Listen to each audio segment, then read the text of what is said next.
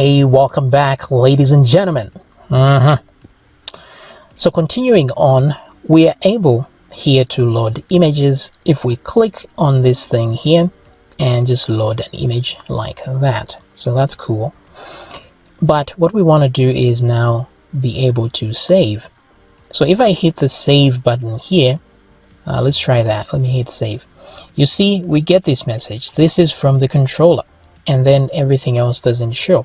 And the reason for this is that when we submit, we actually end up here and everything dies. The script execution stops there, and we get this is from the controller as we created in our plugin here in the previous video. So that's what the submission will see.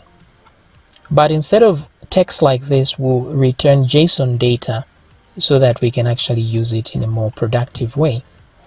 But on top of that, we don't want to actually submit like this. We want to use AJAX. So this should be an AJAX request, which means it will be a submission, but in the background without having to refresh our UI. So I'm going to go back here a second, and we want to get that very same message, but without refreshing the page. So how do we do that? So in the admin view file here, this is the file that contains our JavaScript and the views here. So that's admin view here and the slide plugin. Okay, so with that, here is our submit. So the first thing I want to do is just to put an alert here to the function to just show me when I submit, instead of the page refreshing, I should just get an empty alert instead. So how do we get that to happen? That's easy peasy. We go to the form. Now, when you're using AJAX, you don't actually need to change the encoding type here. This is only for when you are actually using the form in its normal format of submission and not using AJAX. Then you need that. But we're just going to leave it there for now. So what I'll do is I'll put an event listener to say on submit. Instead of submitting directly, let's actually call a function. So I'm going to say slider.submit like that. And then I will pass in my event. And the reason I'm doing that is so I can do extra stuff with that event object. So in here, when this is called, our event will be represented by the E over here. So here I'm just going to say e.preventDefault like that.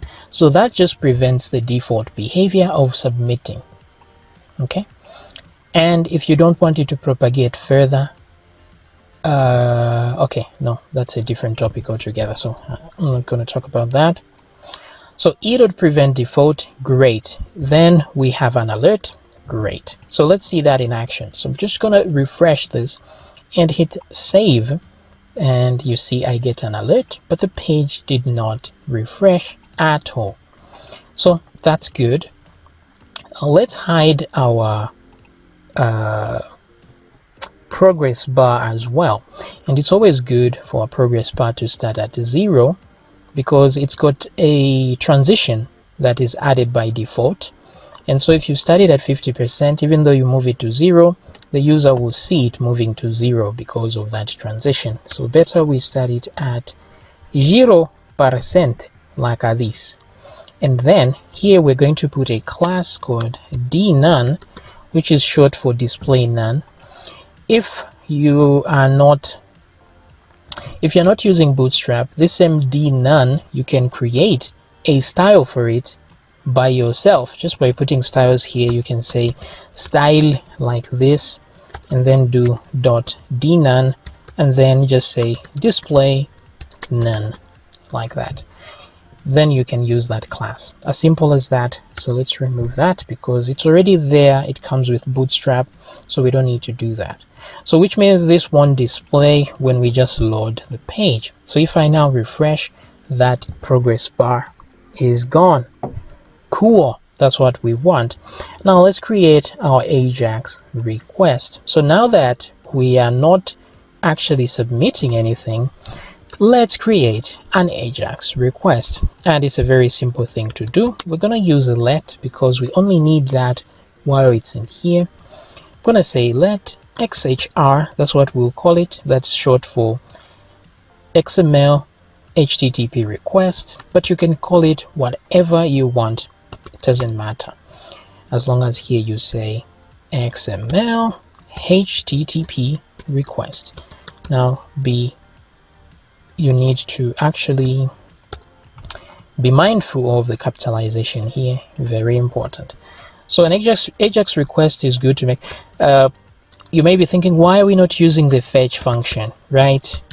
I really dislike the fetch function because it takes too much control from you as the programmer, and I don't like it at all. And the worst part is, with fetch, it's a bit difficult to deal with uploading files, and on top of that, you don't even see a progress. It's difficult to get progress from your upload. So don't use the fetch. You can use it when you are uploading text only, then that makes sense, but any other time, no. Okay, great. So with this now, the only two things you need to do now with the XHR, we can say xhr.open and then xhr.send. But of course, we need to be able to know when the XHR has finished doing its job. So we will add an event listener. So we'll say xhr.add event listener. So we add an event listener like that. So these are the three things we will need to do in order to get this to work. Very simple and straightforward. So here what I want us to send will be a form. So we're just going to call it my form like that. Okay, so we'll create that.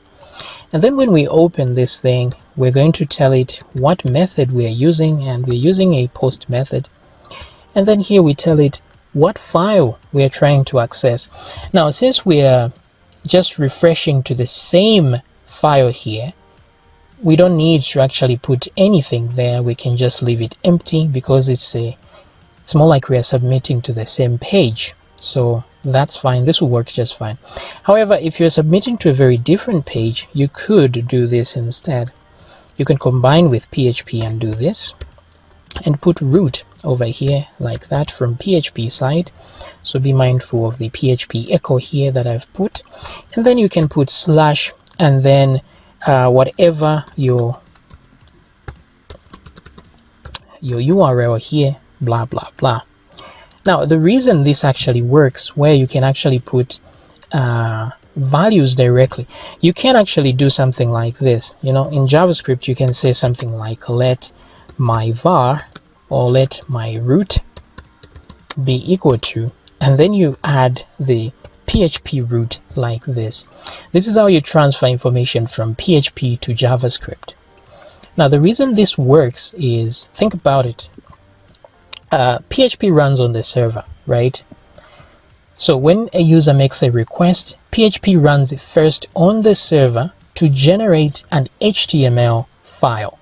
So JavaScript doesn't take over just yet. JavaScript starts working when that very file reaches the browser. So this is important to know the order. So it means by the time the file is getting to the user's browser, it doesn't have variables in there. It actually has actual values for those variables. So by the time this thing is coming to the user's browser, the text in there will be something like this: localhost // and then the actual root value. Whatever value is inside root will be the thing here. So which means it will make sense to say let my root is equal to some actual text, and so that's how it works. So that's how you can transfer data from PHP to JavaScript. Now, usually if you want to transfer an array or something like that, you convert it to JSON so that it's a string, and then you can manipulate it in JavaScript. But anyway, I'm getting ahead of myself. So here what we're going to do is just remove that, and then here say true to mean we are doing this in asynchronous. We want to set a separate process that will run this instead of using the process that the browser is using currently, which means we won't freeze our our UI while we do this. But if you want the UI to freeze while you are uploading, you can just leave this at false like this. Okay, that way it will wait for the result of the request before you are able to click anything on your browser. Okay, cool. Now let's add an event listener here. What are we listening for? We are listening for a ready state change. That's the event, that's what it's called. Now you can also listen for the load event. In case you forget this, you can just listen for the load event. It will work pretty much the same. So let's add a function that will run whenever the ready state changes. Now the ready state changes a few times during this process. First of all, it will change when we open the request. When we send the request, it will change. And then when the request process is all done, it will change. The only time we're interested to know what's going on is when the whole process is done, which means we can check for xhr.ready state. That ready state itself, whenever it's at 4, then we know we are good now. All right. So in this case, I'm going to say slider.handleResult. That's the function we want to call here, and then give it the result there. So the ready state will change from 1, 2, 3 until 4. Only when it's 4 does it mean everything is done. So that's why on here,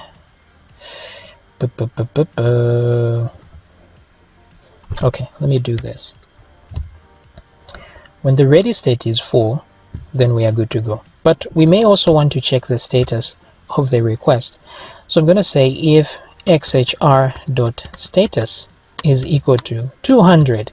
200 means everything is okay. Anything else means there was an error. So you can use this to else and then alert and say an error occurred, something like this.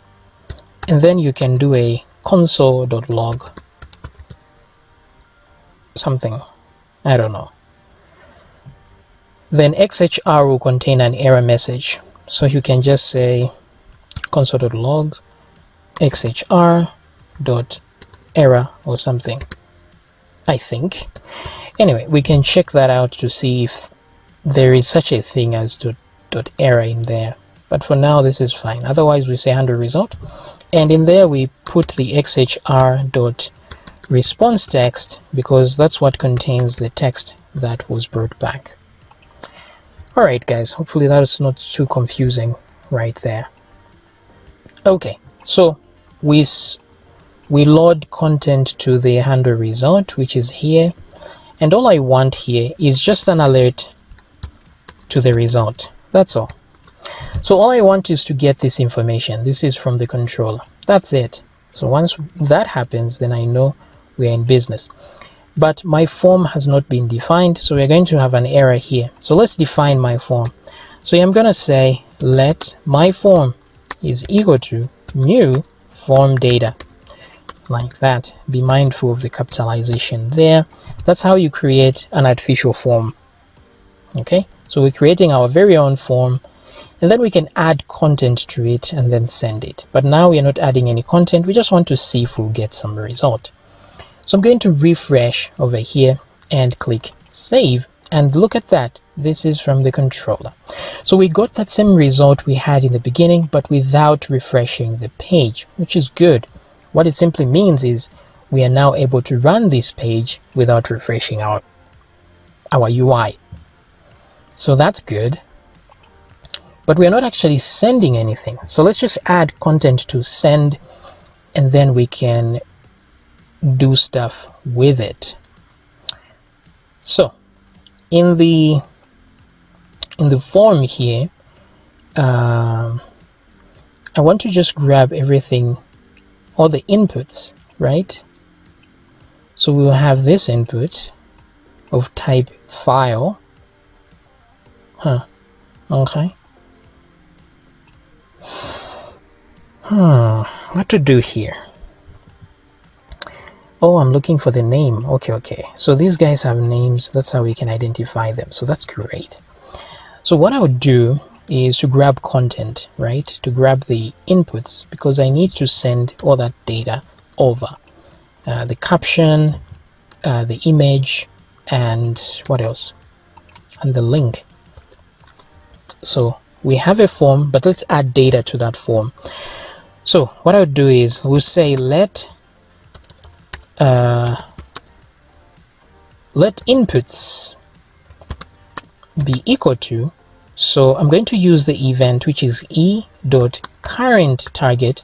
So in this case, e.currentTarget represents the form, because the form is the one that has created this event. This is the submit event, right? So when I say e.currentTarget, I mean the form.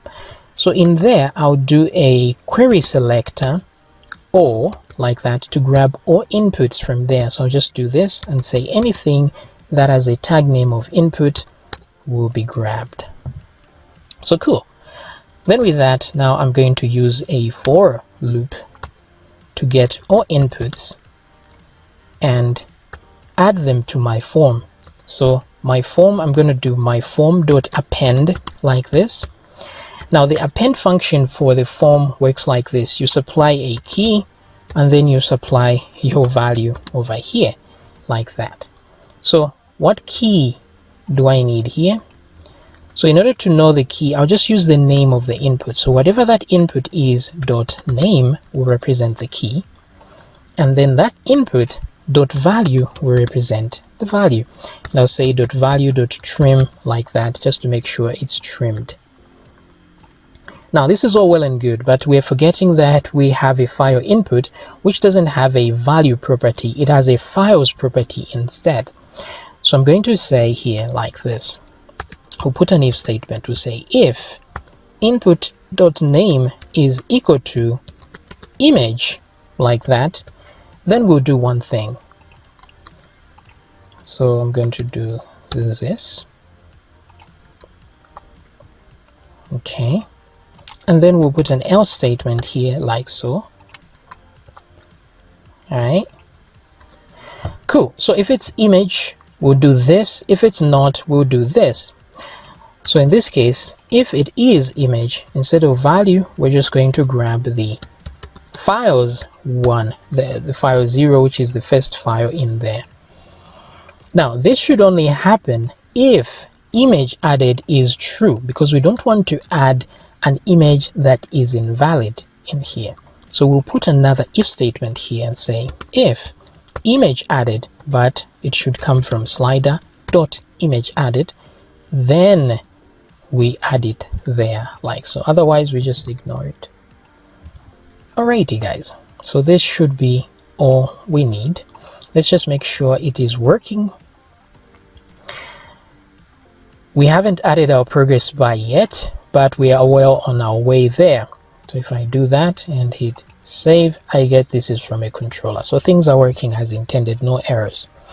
So let's end here and continue in our next video.